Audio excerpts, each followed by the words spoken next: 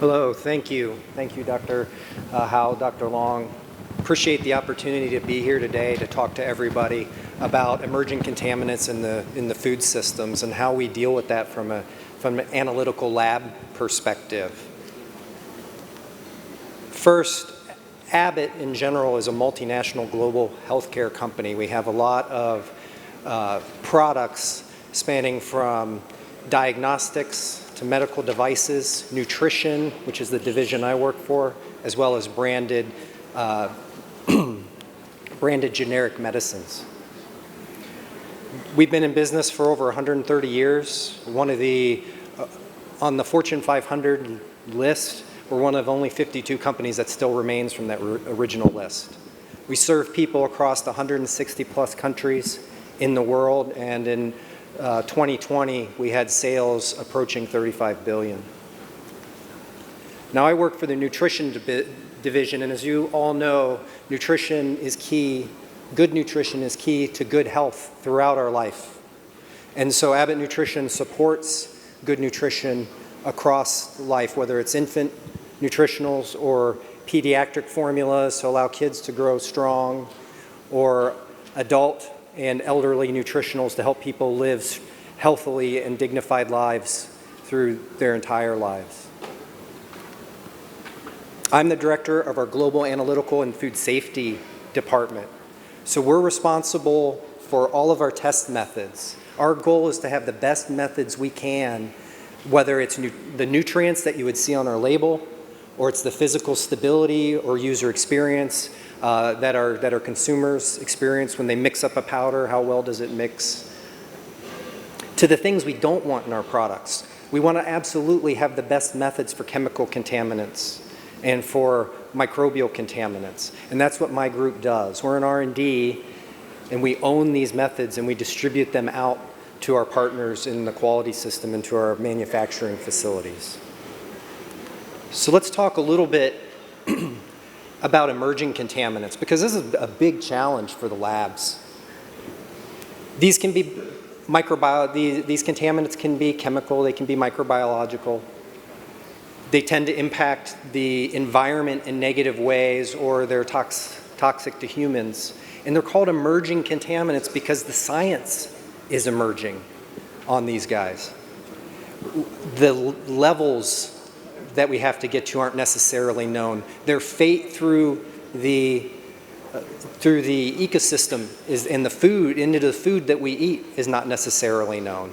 And this poses some big challenges for the analytical lab, because depending on what we're talking about, we could be talking about one compound, we could be talking about several thousand compounds, and it really matters to the analytical chemist to define what those are. I think of Daryl's talk on the SMPRs. I think about that every day when we're talking about these different emerging contaminants. How low do we need to go? What do our detection limits need to be to meet regulatory limits? But the challenge we have is these aren't well defined. The regulators are in the same place my scientists are. We don't know yet. We're using the best available science that's out there to understand this, but it's limited. The data is limited and the information's limited. Further exacerbating the problem is there tend to be some, our scientists will start in the literature to see what methods are out there to have a starting place on any ones of these. But there's no standard methodology. Sometimes there are gaps, there are differences in the results. And we try our best to get certified reference standards. Those tend to be available, but not always. And certified reference materials so we can check ourselves and check our method often are not available for these emerging contaminants. Dr. Narad talked about the emerging, or the global connectedness of the food trade a little bit in her talk on risk analysis. This is from 25 years ago, this figure. It's only gotten more complex and more interconnected since then. Abbott Nutrition specifically, we manufacture globally at 14 different manufacturing sites around the world. We have literally thousands of ingredients that come from all over the world, whether it's a dairy protein from New Zealand or Ireland, or if it's a vegetable oil from Europe or Brazil or United States. We have to think, as these contaminants are emerging and the science is emerging, We're thinking about the entire globe when we're thinking about these things. And of course, the chemical complexity of food is a challenge for us. Depending on what the emerging contaminant is, its polarity, the food and its polarity, its source, can all cause major challenges for the analytical method. Ideally, we want a method that's sensitive and accurate that we can apply to all of our ingredients, all of our products. But the chemistry doesn't really work to our advantage there, because the extraction for, say, a vegetable oil might be very different for the extraction from a carbohydrate or a protein. And then to layer on top of that, when we talk about the levels we have to get to, often we're talking 10 parts per billion, maybe 1 part per billion, maybe lower. Food is a mixture of thousands of unique chemicals. The odds of having some sort of interferent at those levels that interferes with the extraction, the recovery, or ends up being a peak in the chromatogram or what have you, it can become problematic. Oops, skipped one. Now, when I think about emerging contaminants, if that isn't challenging enough for the scientist in the lab, the landscape can quickly change. As the science emerges, we might have a nice study that comes out that indicates the higher level of risk for these guys, and the media will pick it up and highlight that risk. That can put pressure on the politicians, on the regulators to come to an answer quicker, and it puts pressure on us to have the best methods that we can and quicker, and maybe pivot on what we're working on. So I spend a fair amount of time thinking about how does our food lab handle all of these pressures. Generally, it comes down to, or at least our approach has been through preparation. As I mentioned, we want to have the best possible methods out there that are fit for purpose and meet the need. But trace analysis is a different animal. We have to worry about some special circumstances. We have to worry about sources of lab contamination. Although emerging contaminants can be natural, a lot of them are man-made. A lot of them are ubiquitous in our environment. And there are often sources of contamination, whether it's the inks we're using in our pen or the cleaning chemicals that the janitorial staff is using. We have to be aware of all of those potential sources that can negatively impact our methods. We want to make sure we have the right instruments and equipment to handle the job. Often that means mass spectrometry, but not always. And it's a challenge for the lab to try to understand what they need and be as equipped as possible. Probably most important, though, are the people. So that's why I have these as the bottom 2 rows on this pyramid.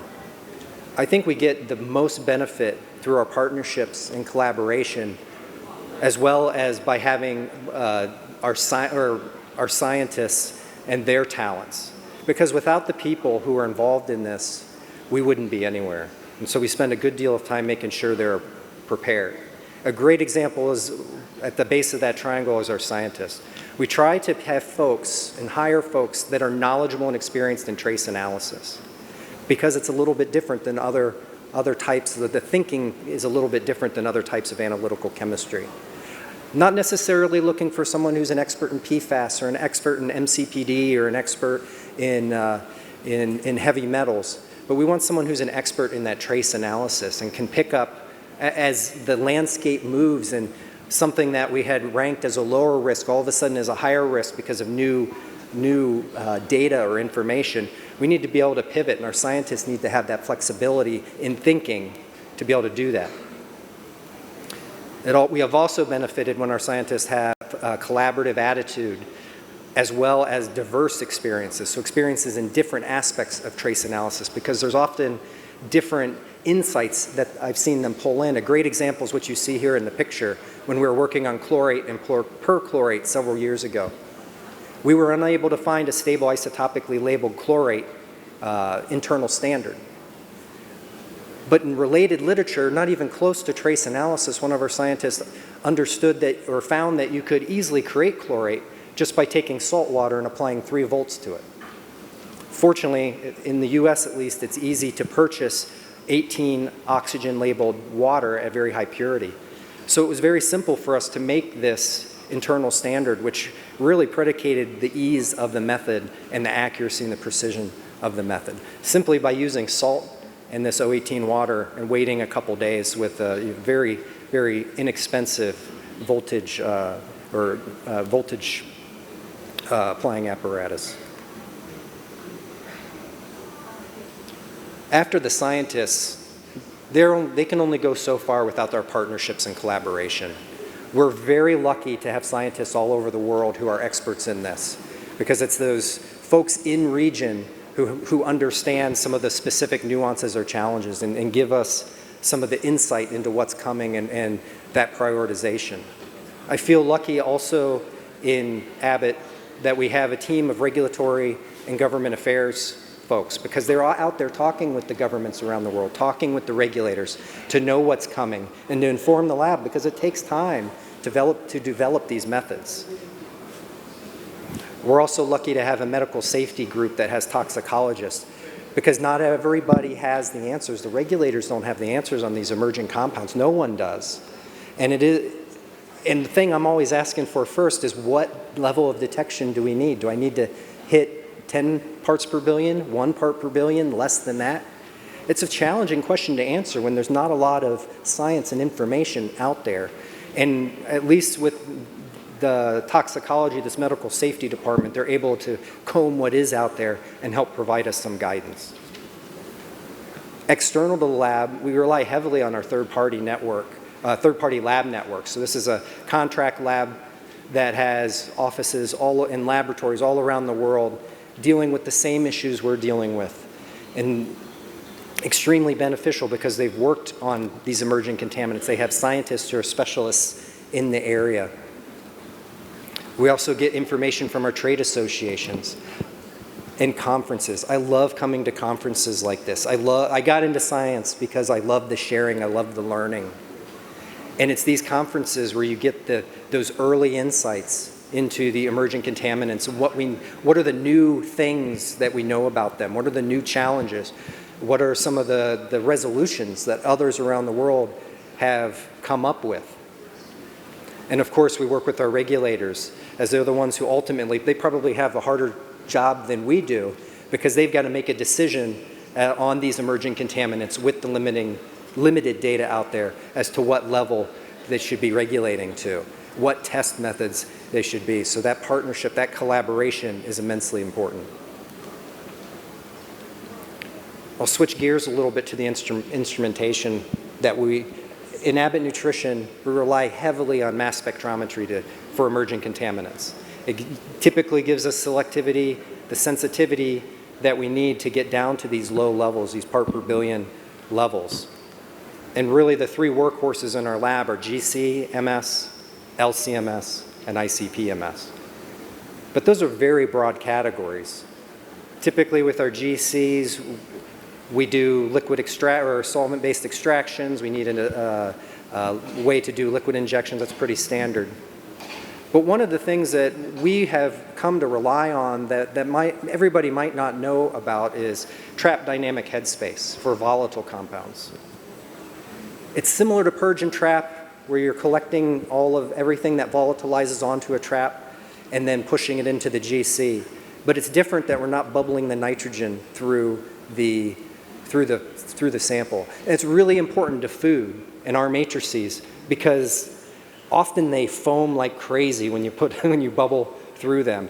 And then you'll spend the rest of the day cleaning your purge and trap instrument that you've contaminated. So we found this trap dynamic headspace to be really powerful on our GCMS analysis. Predominantly we use single quads, but there are certain applications where we need the triples. On the LCMS side, for the most part, we're using UPLC with electrospray ionization and a triple quad mass spectrometer. Just due to its sensitivity and selectivity, tends to be the workhorse that we need.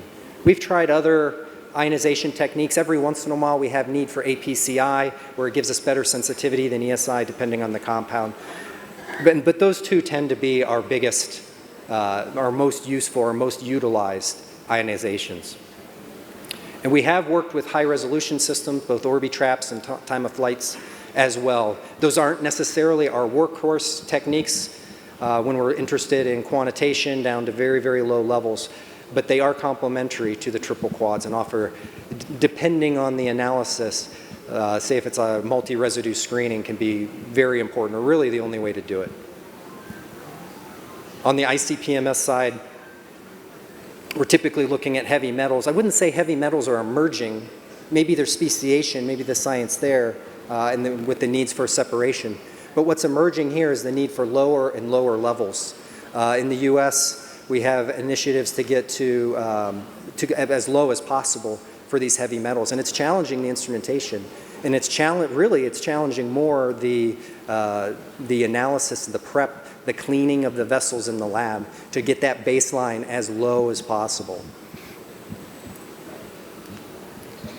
So while these are our workhorses, maybe 80 or 90% of the tools we use for emerging contaminants, they're not everything. And we're very closely watching some of these other ones. PFAS is a great example. There's over 2,000 compounds across a range of chemical functionalities.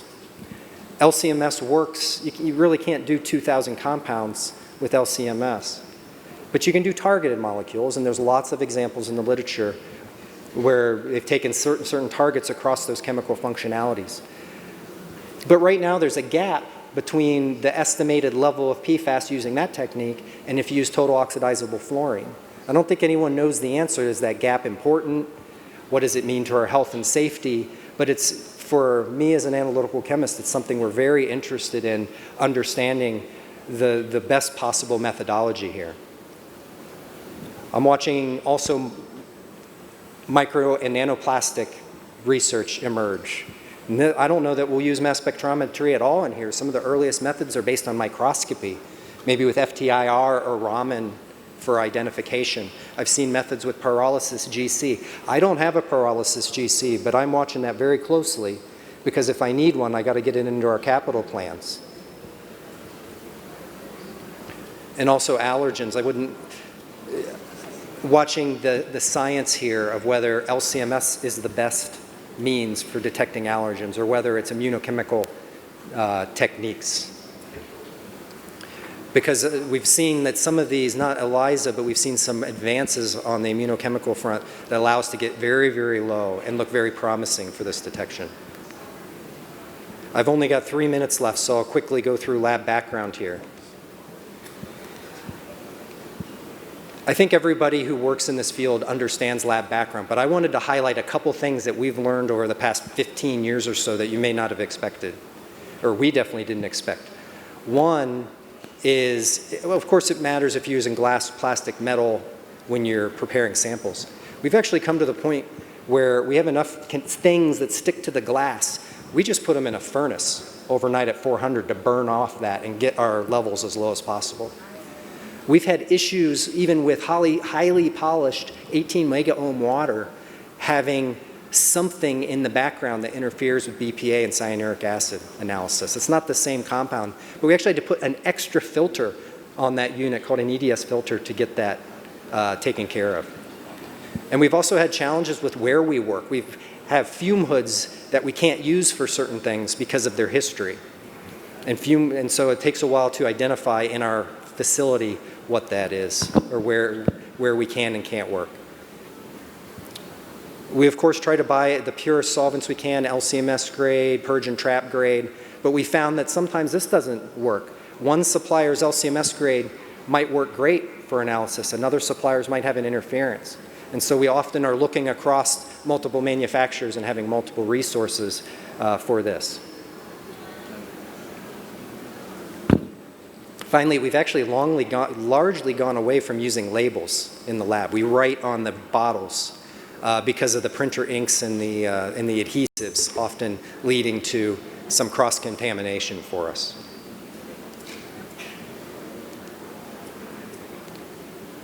So this is how we stay prepared. We hope that this enables us to meet the needs for Abbott Nutrition.